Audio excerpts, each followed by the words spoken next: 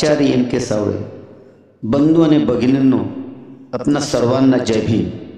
बांधवांनो, आपणाला माहीतच आहे, वेळोवेळी शिक्षणाचे महत्त्व समाजाला पटवून देऊन माणसाला अंधकारमय जीवनातून काढून ज्ञानाचा प्रकाश दाखविणाऱ्या अशा सर्व महापुरुषांना शिक्षक दिनानिमित्त विनम्र अभिवादन, विनम्र अभिवादन. Happy teachers day. शिक्षक दिनाच्या सर्व भारतीयांना मंगलमय शुभेच्छा.